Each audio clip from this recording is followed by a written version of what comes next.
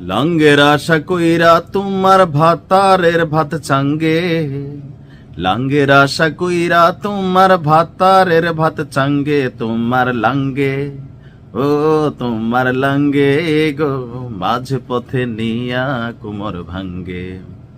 এই গানটা গাইলাম একটা আশা থেকে, জনপ্রিয় গান। আমার গানের গলা একসময় ভালো ছিল, এখন আর গাই না।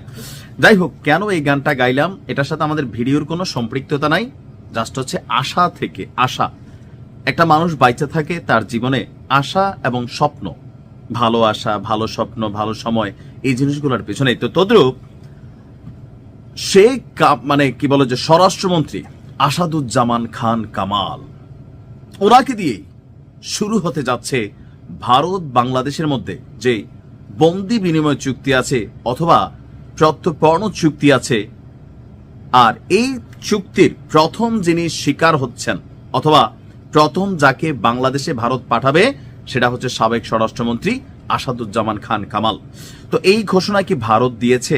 না, এই ঘোষণা দিয়েছে আমাদের প্রেস সচিব শফিক ভাই। ওই যে গানটা প্রথমে গাইলাম আশা, তিনি আশা করছেন।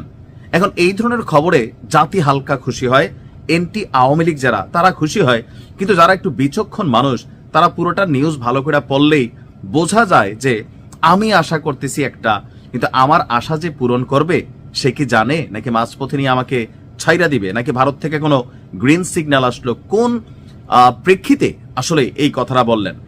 আসুন দেখে। আমাদের শফিকুল সাহেব প্রেস সচিব, মাঝে মাঝে তিনি এমন এমন বক্তব্য দেন পুরো বাংলাদেশ আলোয় ফেলেন, আবার অনেক সময় ভারতও জানে না। তবে শফিক ভাই মজার মানুষ।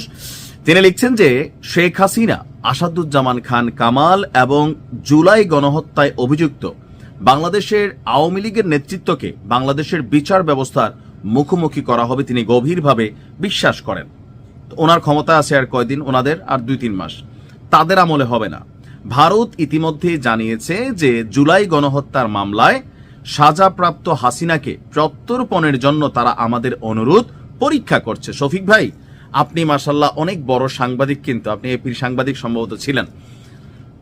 ভারতকে আমাদের বাংলাদেশ থেকে 2টা চিঠি পাঠানো হয়েছে। প্রথম চিঠিটা যে ভারত পাইছে নাকি পায় নাই এটা স্বীকারোক্তি দেয় নাই। গেল কিছুদিন আগে যখন শেখ হাসিনার ফাঁসির রায় হলো তখন আমরা যে চিঠিটা পাঠিয়েছি বাংলাদেশ থেকে, এই চিঠিটার প্রাপ্তি স্বীকারোক্তি দিয়েছে ভারত। তো প্রাপ্তি স্বীকারোক্তি দেওয়ার পরে ডিপ্লোম্যাটিক ল্যাঙ্গুয়েজ যেটা, তারা যেটা বলছে, আপনি কি আসলে এটাতে বিশ্বাস করলেন?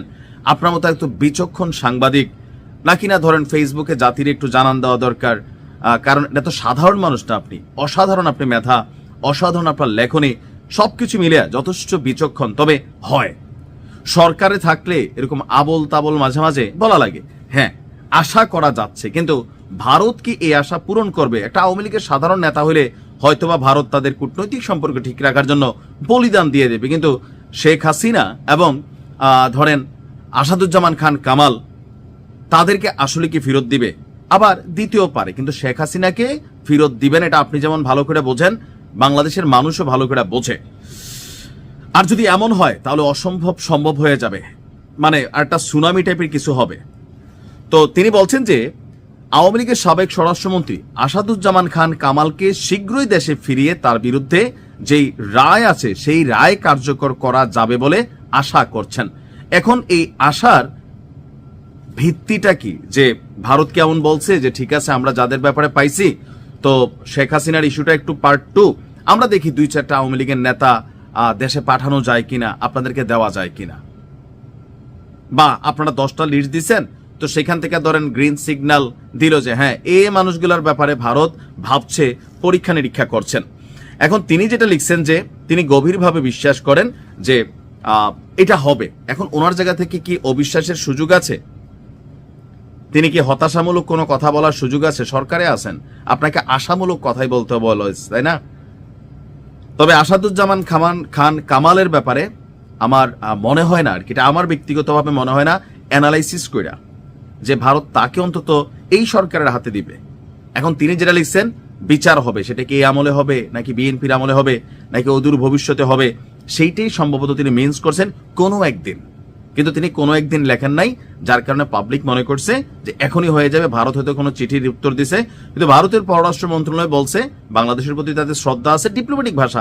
আমি এর আগে একটা ভিডিও করছি, সেটাতে দেখে নেবেন যে ভারত কি বলছে। সেখানে তাদের কথায় আমরা কোনো ধরনের এই আওয়ামী লীগের এই টাইপের নেতা বা ধরেন যারা এরকম বড় বড় আছেন তাদেরকে ফেরত দিবেন, কোন রকম আসলে পজিটিভ কোনো সিগন্যাল আমাদের ফিল হয় নাই। তবে অবশ্যই তিনি সরকারে আছেন, হয়তো অনেক তথ্যপাত্য গোয়েন্দা বা ডিপ্লোম্যাটিক তলে তলে অনেক কিছু চলতে পারে।